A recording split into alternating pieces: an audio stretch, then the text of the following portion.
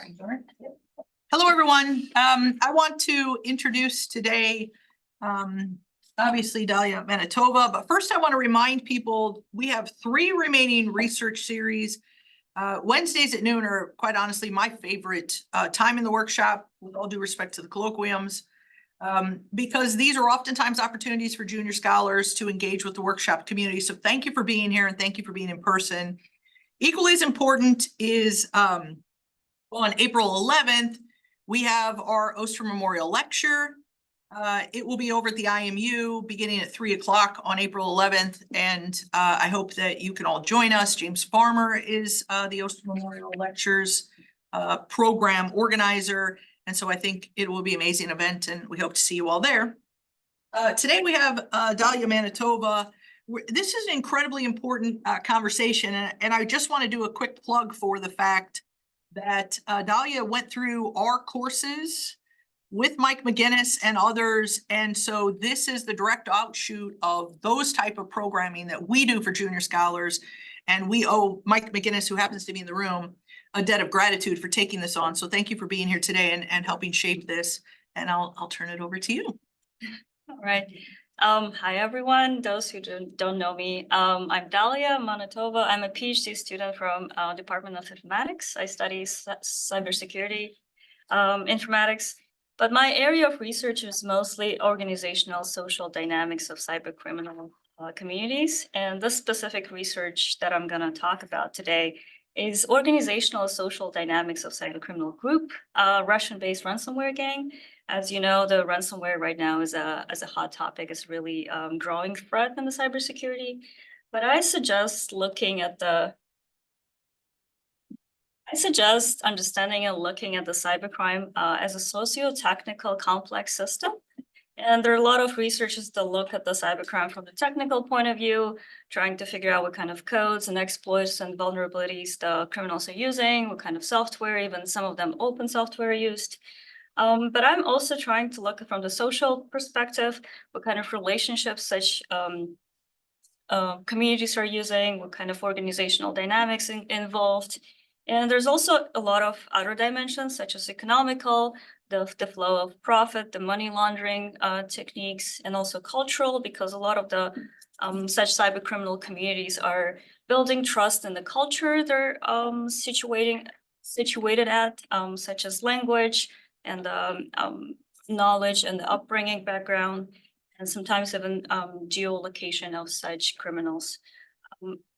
Well, we know that about the cybercrime communities that they tend to cluster online in the forums, and such forums are usually clustered based on the topics or even type of crime, such as we have drug-related forums, so we can have forums related to specific types of hacking, like DDoS.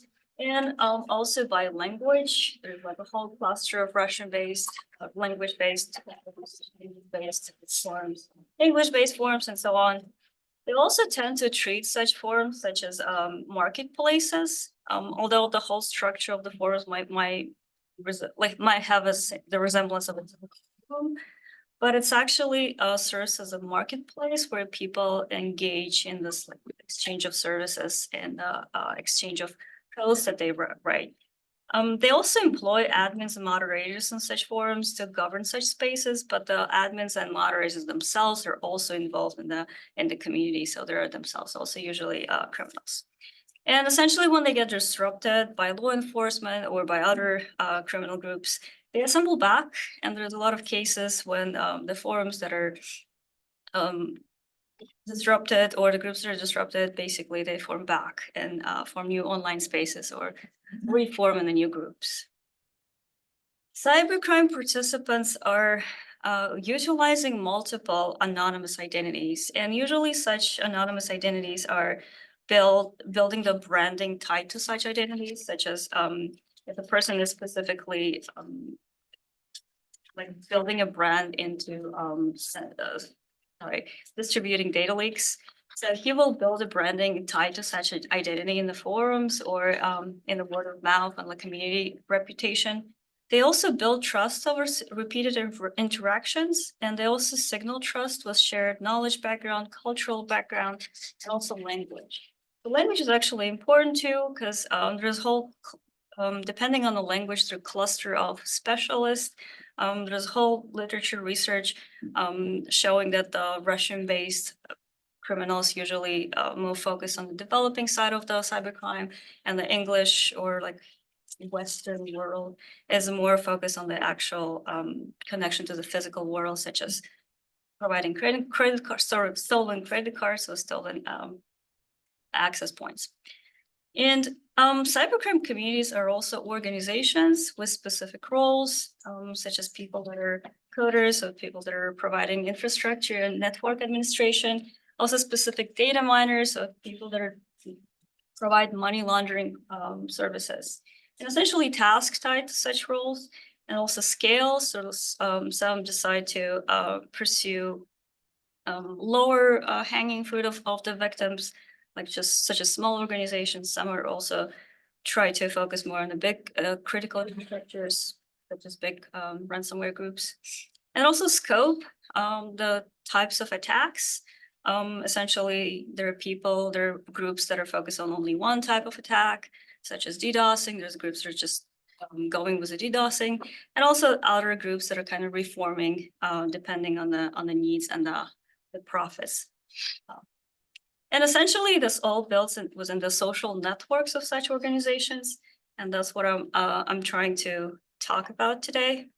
So cybercrime communities, they have their own social system, and they're also people, so they build friendship. They also have hierarchies imposed by the leaders of the groups, and they have the reputations that might come from those public forums or through the word of mouth.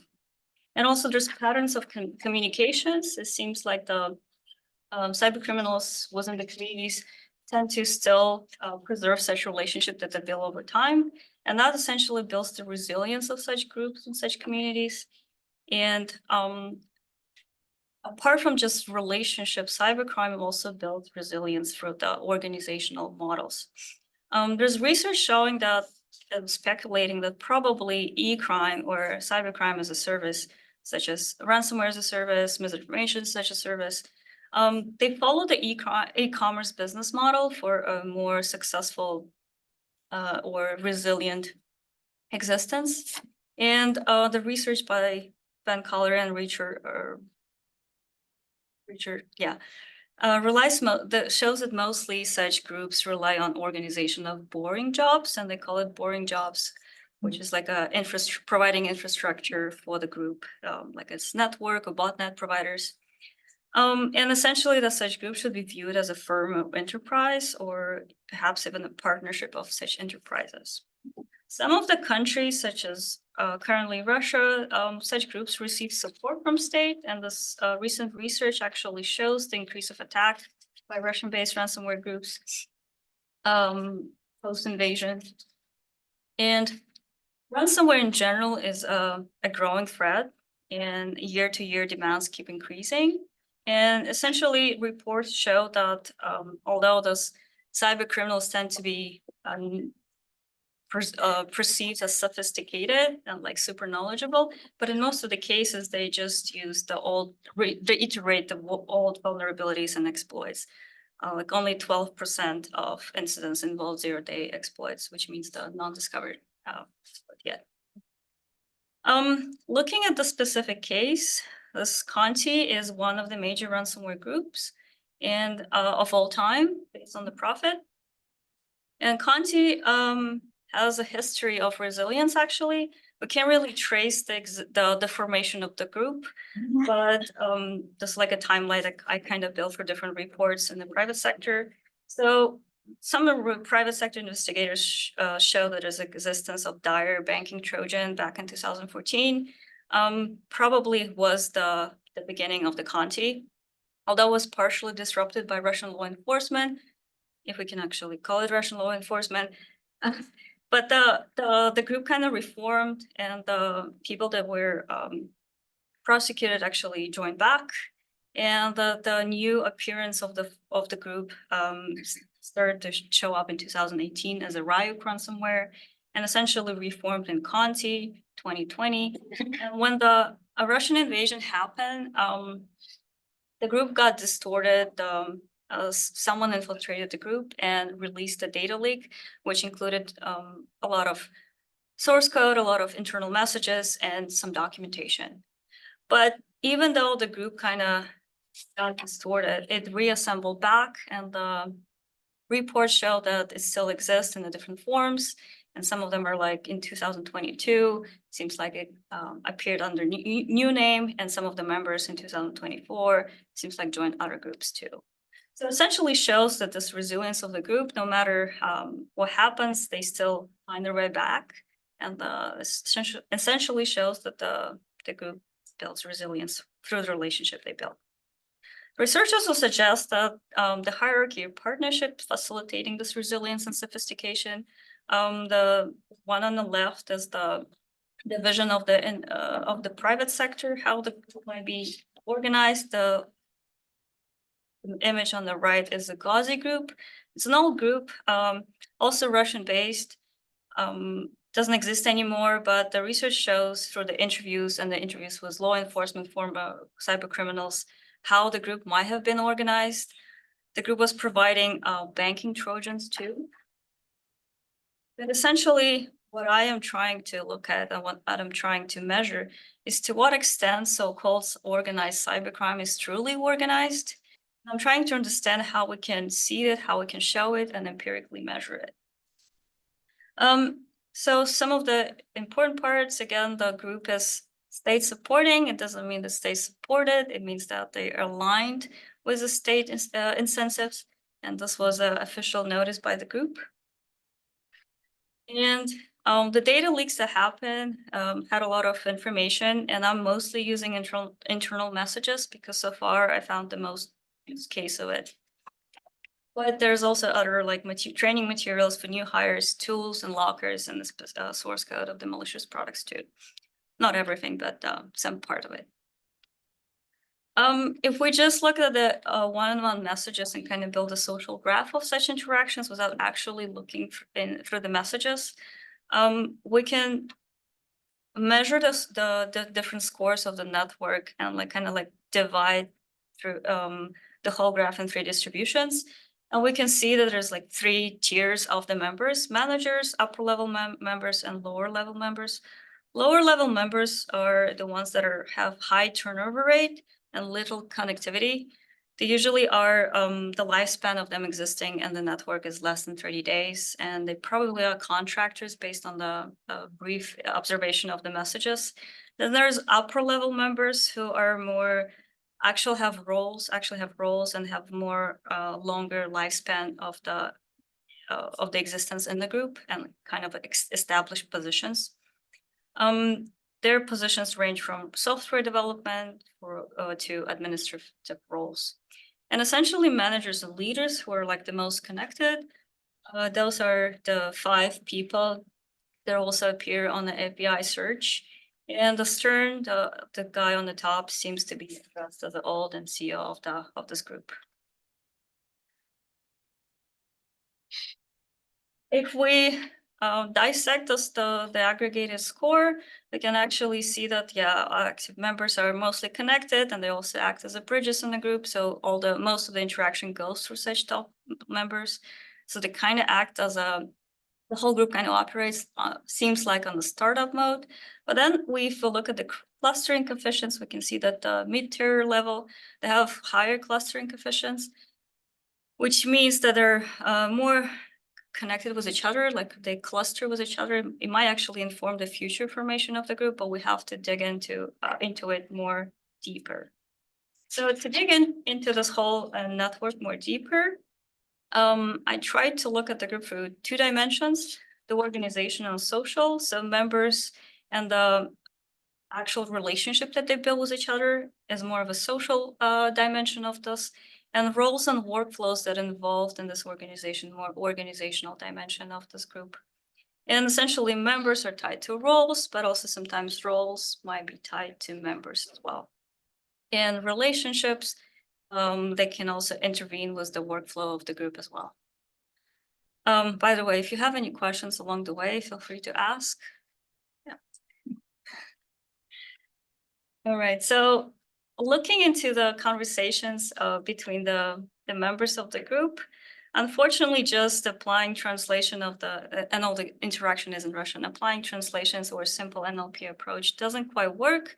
This is a bunch of simple examples where the translation sometimes even, yes, the machine translation, which we used was DeepL, didn't really pick up the nuances. So it requires human approach, understanding the context, jargon, and semantics.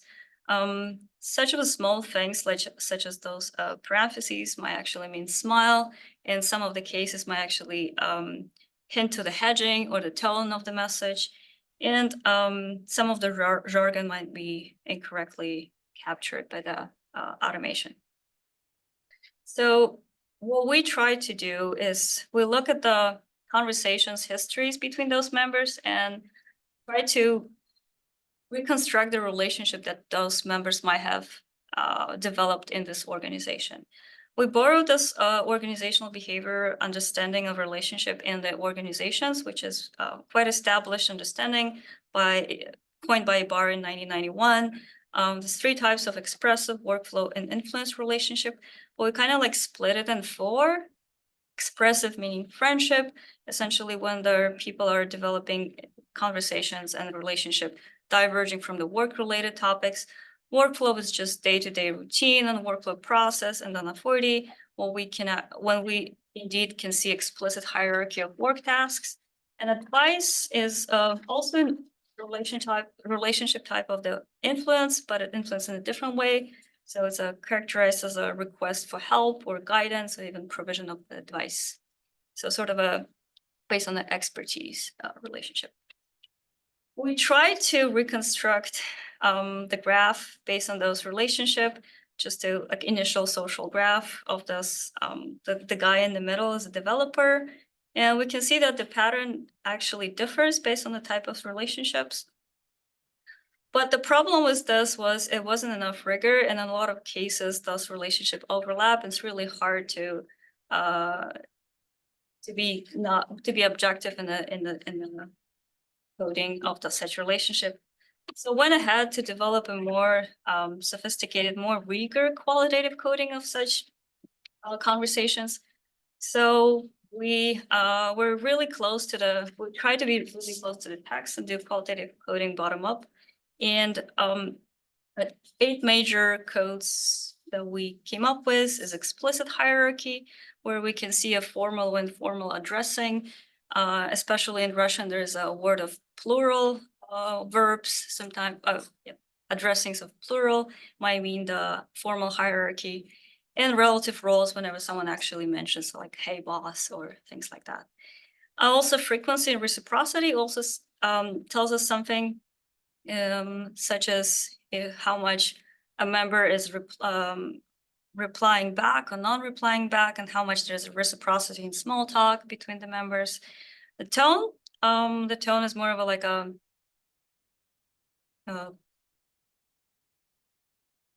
it is more of the emotion that is behind the message. What is the members trying to convey, such as apologetic, more of a commanding, or hedging in some of the cases. Conflicts and disagreements is something that we see in the text too. So in the cases when there is a conflict or disagreements, we also code the position of the member in this conflict, such as is he accepting the conflict and accepting the role of agreeing with the other member, or is he's trying to argument his position, or if there's a rejection and denial, which could be associated more with authority. And essentially the 4 last ones are workflow, which is just day-to-day workflow, non-work related discussions, anything related to personal information sharing or personal opinion on the non-work related discussions. Responsibility and authority, again, everything that seems to be an explicit directive, authoritative request, and knowledge and expertise, everything that seems to be a guidance or advice or seek for help. And we try to map this coded patterns into those 4 relationships. And so far, this is how I see it to be done. So essentially, if there's the blue ones are conversations, the messages. If we see the patterns of non-reply and non-reciprocity in small talks, occasional directives, and in the conflicts, position of denial or rejection, and the tone is commanding. We could infer that this person is having a authoritative position over the other member, and essentially, if in the message from the person on the right, if the message is to the person on the left, has a lot of apologetic, polite, and thankful and hedging tones, and request for approval and formal addressing is also appearing in the messages, and essentially in the conflict seems to be having an admittance positions, could also be inferred as a authority dynamic. Friendship is a little bit more easier. So anything that is related to non-work opinion sharing and personal information sharing could be hinting to the friendship. Informal addressings too, and also abundance of small talk, essentially also can hint or signal to some sort of informal interaction between the members. And the advice, it's also pretty straightforward. Suggestions, offer for help, and request for help essentially shows the dynamic of the expertise between the members. Although the evaluation of the hierarchy is pretty straightforward if we have this authority network, but the relationship based on the workflow, advice, and friendship are not quite easy to measure the hierarchy. So we refer to this Krocker's 4 dimensions to assess the extent of hierarchy in the organization. And the idea is to build a social graph based on those 3: last workflow, advice, and friendship, and separately measure, or maybe even like mix and combine, measure the connected those 4 measures of the Krocker's dimensions. And essentially, as I mentioned before, this is all like social network, but how can we understand the organizational patterns? So we refer to workflows, and we try to record any explicit mentions of the roles by other users. So sometimes they do refer to each other based on the role. So sometimes they measure a third person in their conversation, mentioning the role of the other one. And we also assign the role based on the involvement in a specific workflow process. And the idea is to go thematically and extract the topic of the workflow that we find in the conversations, and then essentially build this the workflow process of the group. And sometimes they do mention explicitly the workflow, such as the example over here, like he will be testing exit files for you. So that essentially means that the person is a tester of such files. And initial kind of like a workflow of actions that I see so far could be seen as this diagram, but essentially tells us how much established and planned workflow of actions is in this group. And if we try to compare it to a typical traditional conventional crime, such as drug cartel, you can see it's not quite the same. First of all, there's a state alignment with in such groups mostly. Their geographical dispersion of such groups, they can be in different time zones.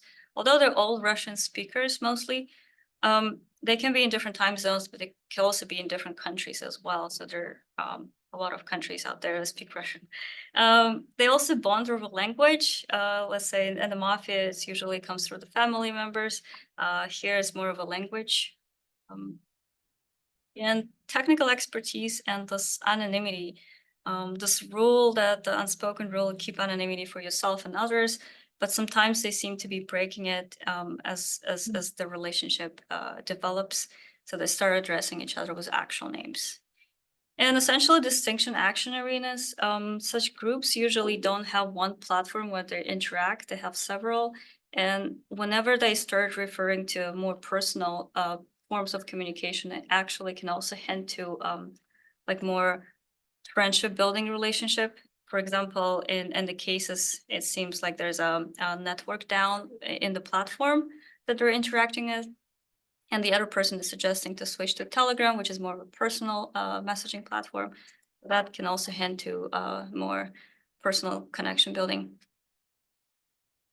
And that's so far, my attempts to look at this group and my efforts to analyze systematically how the group is organized and the social dynamics of the group. And I can talk more about those diagram if you want, but probably it's not of interest of this group. But if you have any questions or any suggestions or ideas, feel free to share. I'll be very appreciative.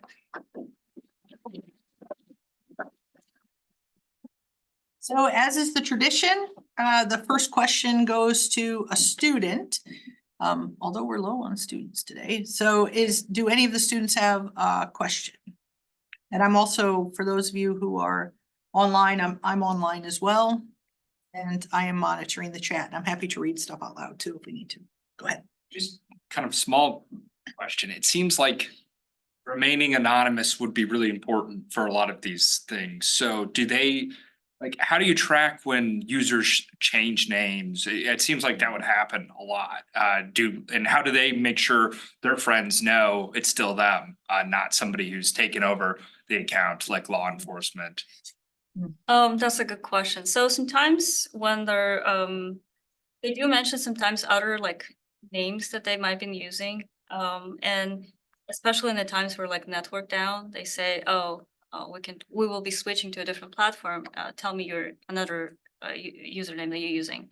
But yeah, it's just in the forums usually, like not in the specific group, but in the forums, they know this like person already through the interactions, and whenever they see there's something changed, they are usually cautious.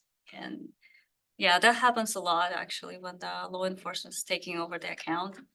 So they keep they're very attentive to the changes in the conversation interactions. Gustavo? Gustavo? So, well, super interesting project. So a lot of ideas are coming to my mind. I will focus on some. So I was thinking more about the theoretical tools that could help you with this project. And then something that was coming to my mind is kind of an old literature on the nature of the firm, no? So what is a firm?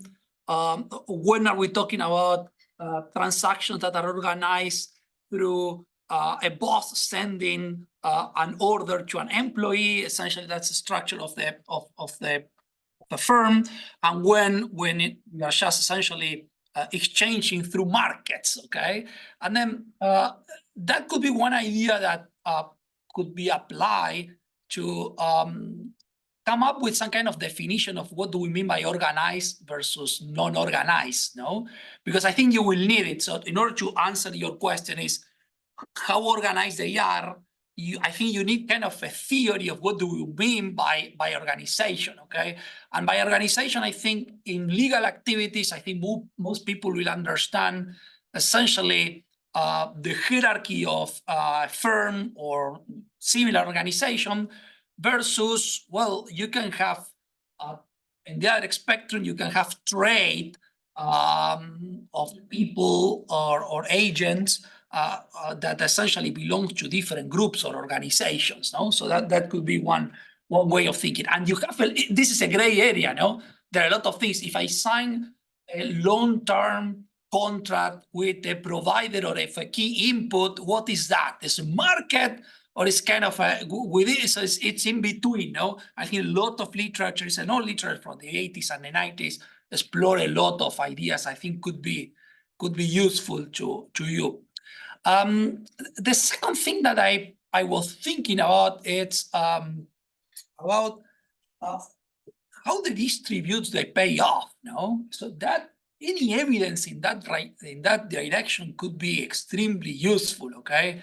So they are doing something, they are collecting revenue, and then how are they distributing those revenues, okay? Are they essentially behaving like a firm? So there are some guys that they are just are like investors, no? They hire workers, or they contract workers, developers, blah blah, and then they end up the residual claimants of the difference between the revenue and the cost, or is there any other sharing system that is different from the standard firm, no? And then one final comment is, I would have a little bit of some doubts on the differences with drug cartels, okay? In many cases, the connections with states were like, and it's at least a very ambivalent relationship. Second, they were in many cases country or regional based with the same language. Okay, so Spanish was the key language for drug cartels that have access to the US market. And then they have connections with Latin gangs within the US cities. So essentially language also, I think, plays some role there. And I think the final issue was related to anonymity. Yeah, that could be something a little bit different. So, but not quite sure. It's possible that you didn't know all the members of the cartel. Most likely, you don't know all the members of the cartel. You know some members of the cartel, the ones that are doing some operations with you, but then you don't know everybody in the cartel. So there are some degrees of anonymity, also to reduce the risk of law enforcement agencies too. Okay, so there I have some more doubts about the potential differences. Okay, but overall, I really love this line of research. Is really awesome. You want to add or ask anything in relation to? I think in terms of the economic transactions between the group, there's a paper that actually collects all the Bitcoin addresses in this conversations and looks how much that looks for the money flow of the group. And essentially what they show is a power of purse. That's only top members are gaining most of the profit and the rest are getting paid based on their work. And some of them are paid bi-weekly. I'm sorry, twice a month. Yeah, right. But it's not quite controlled because sometimes some users just disappear and it's really hard to control what they're doing. So it seems like it is a problem for them to establish payment process. But it's still a area of the research where it's not quite clear money is in such groups. Bi-weekly payments looks a lot like standard firms. Right. That's a good signal of their work of organization, essentially. That's like a lower level employees, how they get paid. That's something that once they enter the group, once they, so to speak, are hired, it's something that is explicitly mentioned to them. Like you do this kind of work and you will be paid this amount of work. For this amount of work, you'll be paid that much. But like more of a upper level employees, it's not really explicitly mentioned. It seems like based on the type of, for the specific attack, what type of work they've done. Mike? Yeah, let me start by saying this is a very impressive project. It was last fall in the seminar. And I think one of the most positive aspects of what you're presenting here is that I kind of remembered what you had in the fall. I read what you had here and I see this presentation and they're not at all the same. Okay, and so you're making progress and you're adding some stuff. So let me start with comments I had from the paper, which aren't exactly reflected in here, and then go on to kind of what you're doing here. But I'll just do the paper thing. You had a nice part in the paper, a short section where you defined the measures that you're using for hierarchy. So you're trying to you use some standard measures of networks to sort of see how hierarchical they are. And I have the equations here and stuff like that. And I think that's very interesting.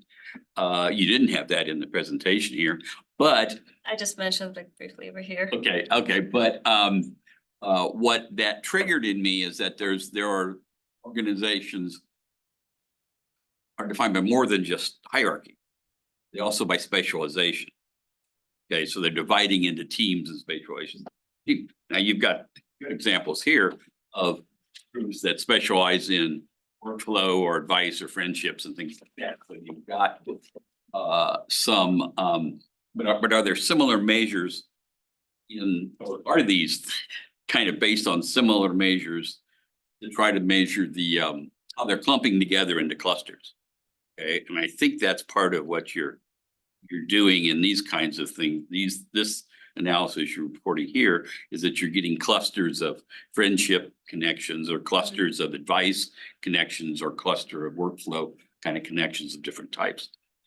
And I think I'd encourage you to sort of build that up. So it's not just a matter of the organizations, but it's how these teams are fitting together. And that's what was kind of hard to follow here because you've got kind of different things sort of putting together. And I guess still my basic question is,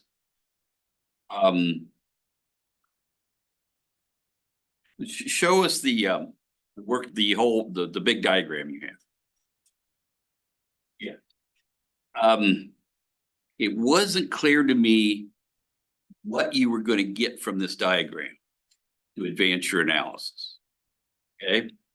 And in the paper, it was kind of loosely connected back to what we were doing in the seminar with action situations and things like that.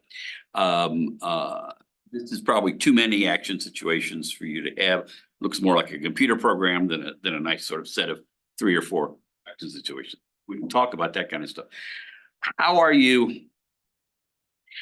is this conceptualization of what's happening related to the kind of, I don't know, topical or behavioral clustering we're seeing in the messages? Okay, can you define, say, execution of attack by identifying a few actors who are primarily involved in that? When they're doing the execution, so they're doing the execution, and maybe another group that's dealing with the payment sort of situation. And when you presented this in the mini conference, there was a lot of talk about this sort of customer relations thing you have up in the upper right there about how do you deal with the victim and make sure they get the restoration so they don't take it to the police and stuff like that. So it's like an organizational. You got a returns desk basically in here for this sort of a thing. Because they want to make sure it's clean, sort of. They want to get the money and not have the person they've gotten the ransom from to pursue any sort of further sort of problems. Okay, so you want to make sure they're restored to what they were before. Okay, so it's not like they're a terrorist group just want to destroy it.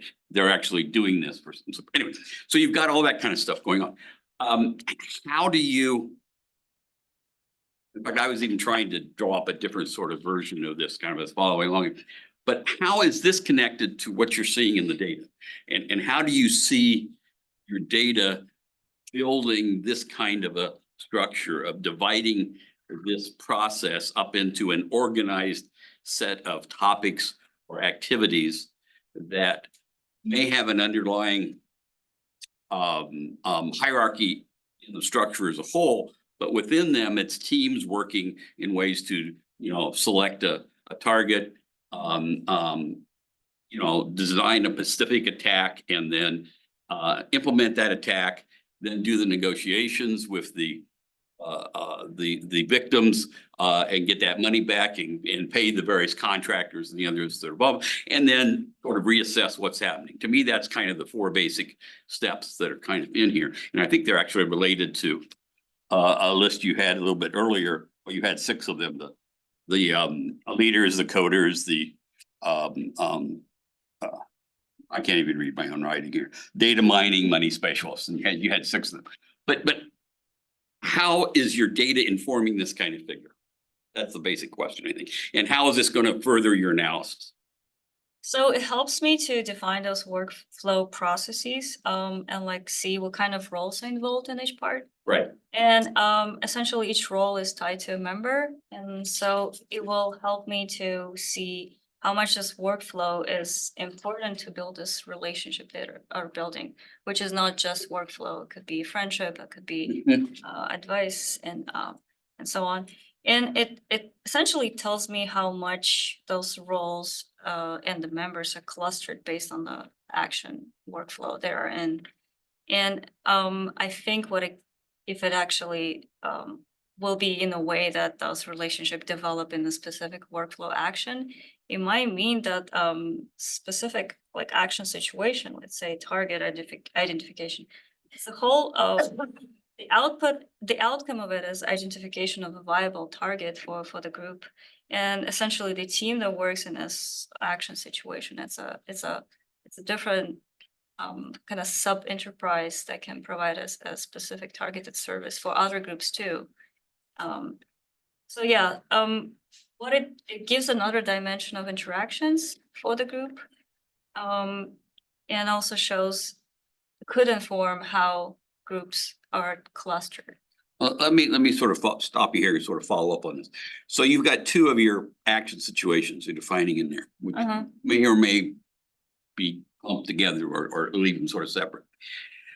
Are you defining them by some sort of unique configuration of the types of actors involved in that situation, or the types of activities? I mean, I know when I put together networks of action situations, I'm not sort of a data kind of person. So I just kind of intuit it and sort of fit the pieces together and see how this sort of fits in a big sort of picture. And that's one way of doing analysis.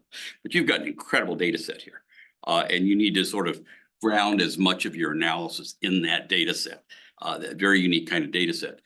And so I'm encouraging you to think a little more deeply about how you can generate this figure and show how you generated this figure from your data analysis. Yeah, so idea is to classify the workflow that I find, the instances of workflow into the different types of processes. And then roles are also defined by this workflow process that the member is involved in. And also on top of that, roles are explicitly mentioned by members sometimes. So it's like a combination of two things. And yeah, and after I essentially build this interaction of the workflow, and I want to see how much this is matching with the data. Is this helpful? So you got to connect the data one way or another, and Right. Anyway, I'll let someone else go on because But I understand what you talk some more later. But the more you can connect it to the data that you have, the better. Whether it's at the defining what they are or seeing if they really match up with what you're actually seeing in behavior. Yeah. Yeah, it's more a follow-up question, but thank you very much. It's a very interesting presentation. And it's a little bit of follow-up question. So about the kind of network of action situations. So you say that is a workflow, and then you define the outcome of each action situation, and then you put the arrow on the arrow. So it's a very detailed question, but I want to understand how you understand this workflow. If you say this is the outcome of one of the action situation, is that how that influenced the adjacent action situation, or is this another mode of interaction, the arrow between the different adjacent action situations? Yeah, so the arrow means that it influences the next one. And what I'm seeing is that through the interactions, basically, like the target selection identification is, I mean, attack preparation is dependent on the target identification selection. And the production of the ransomware testing it also dependent on the infrastructure and the maintenance and so on.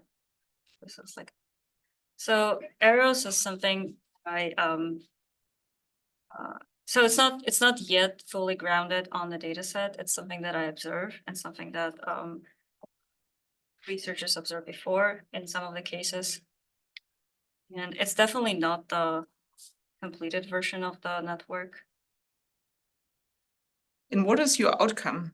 If it's a workflow, what is the outcome of the network of action situation?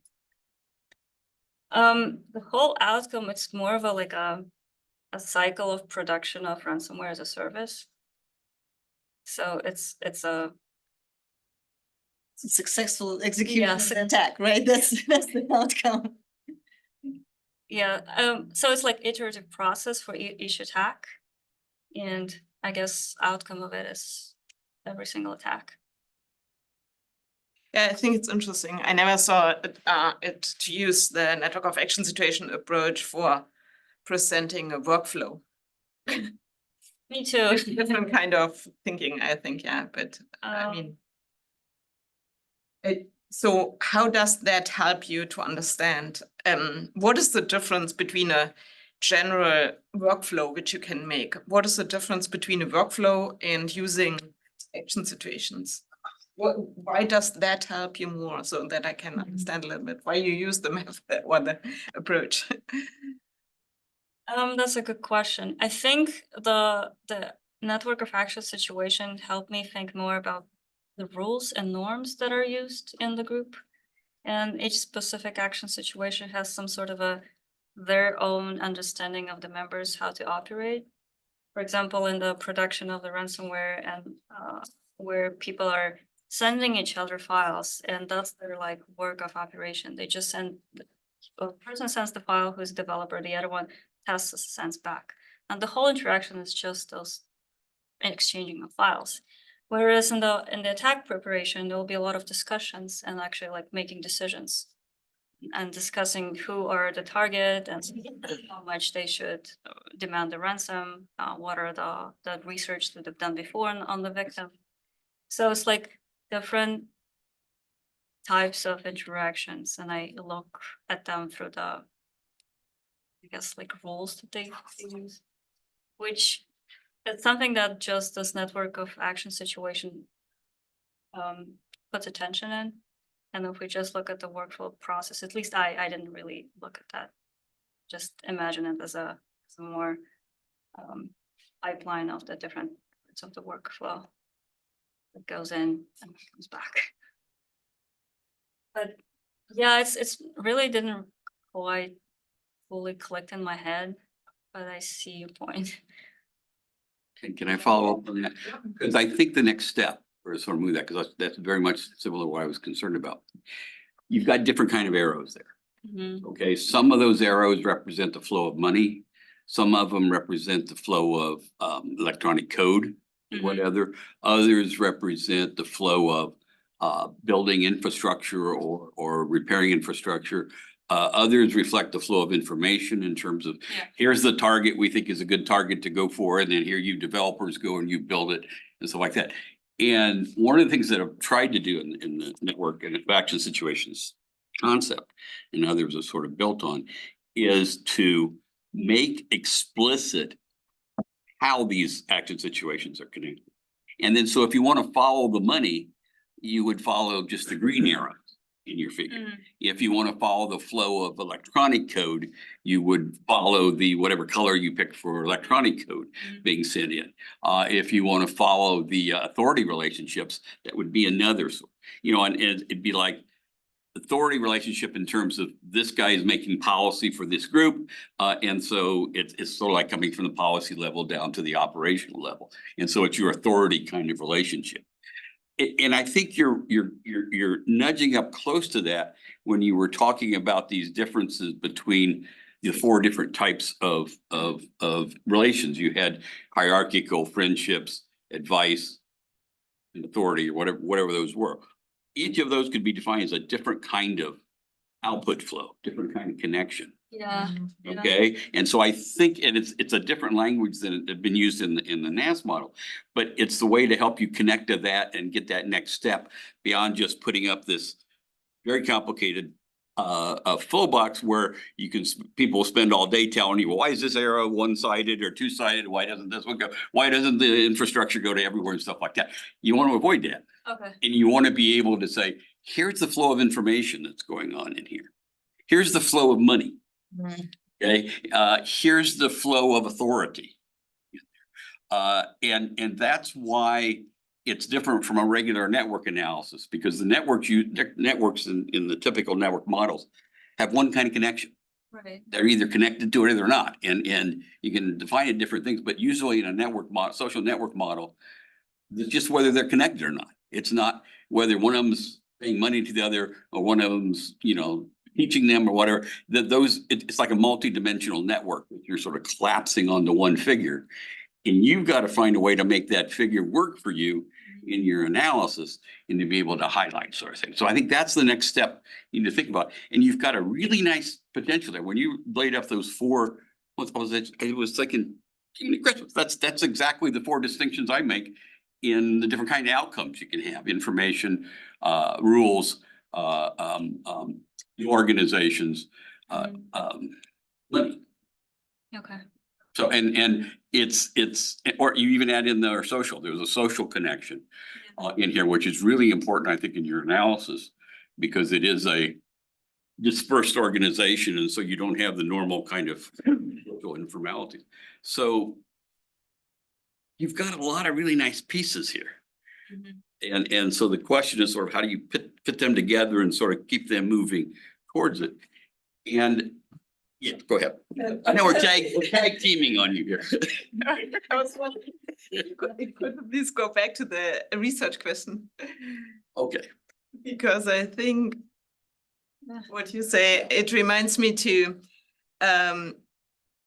if you want to answer that question, then that could be the outcome to explain. And then with the four different kinds of types of interactions like hierarchy and friendship, and then that could be the outcome, whether it's organized or not. Or it's organized in four different ways. Yeah, or in four different ways. And then the arrows are these four types of interactions. Oh. And that Uh-huh. gives a completely different Mhm. picture of the NS network. Mhm.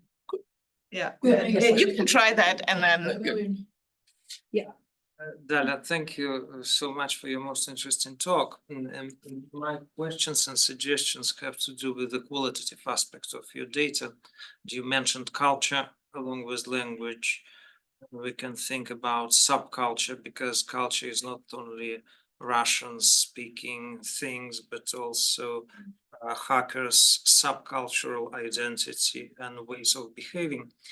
And if we ask about the types of organization of this group, I cannot but project what you say on my experience of observing and participating in, on the one hand, anonymous Telegram groups of, for example, Telegram developers and NLP related things in Russian language. And on the other hand, which is non-anonymous and but much more enterprise like exchanges in Slack, Trello, Asana, in IT startups. So what you have is something in between, sharing the features from one type of organization and another type of organization. And if you observe the flow of code, money, knowledge, that's extremely important. But you also have something very interesting that is not related maybe at all to the practical result, to the cyber attacks, which is non-work related discussions. And that is something very interesting, because if you observe those anonymous IT related groups on Telegram, there are some disciplinary practices. These non-work related things are allowed to some, not allowed to others, and not all kind of behaviors are allowed there. And there are some like enforcement of the rules of the community.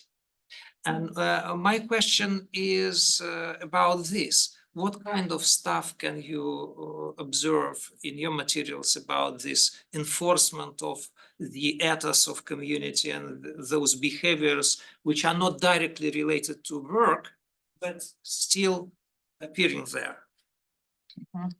Well, there was an example of the one case where there was a conflict, like a miscommunication happened. And the suggestion was to take it, like the fight, take it into the computer games.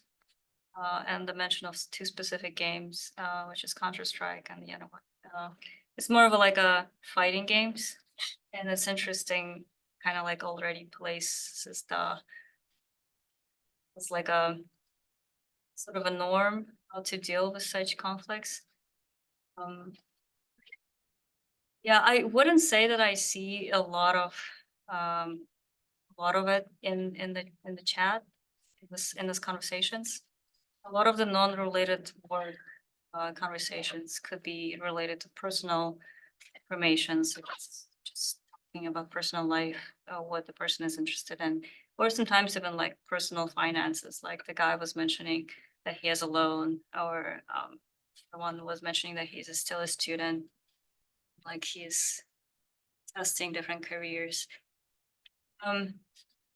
So yeah, I think what talking about is more of a looking at those specific forums, and they are coming, like they are usually most of the members are coming, they're part of this community, Russian speaking forums that exist there for like 10 years by now, maybe even 20 years.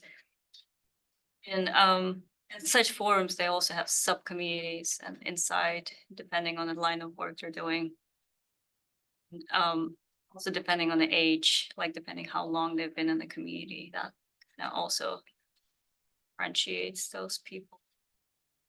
Sad what you looking for.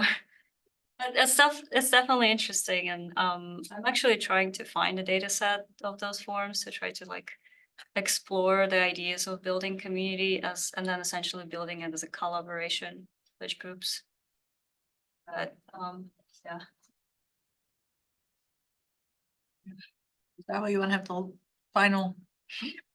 Yes, I was thinking that something that could be useful coming back to the actual situations versus workflow is thinking in the following way as a starting point. It's so with the workflow, essentially you what you have there is all the activities that you need to accomplish in order to be in this business, no? And the sequential order or the organization of those activities, no? The actual situation would put more emphasis on who is deciding in each instance and under what rules, essentially, okay? And then that would be one level. And then if you want to go to the meta level, say, who is deciding, if anybody or how, about the organization of the workflow at the kind of at the aggregate or meta level, no?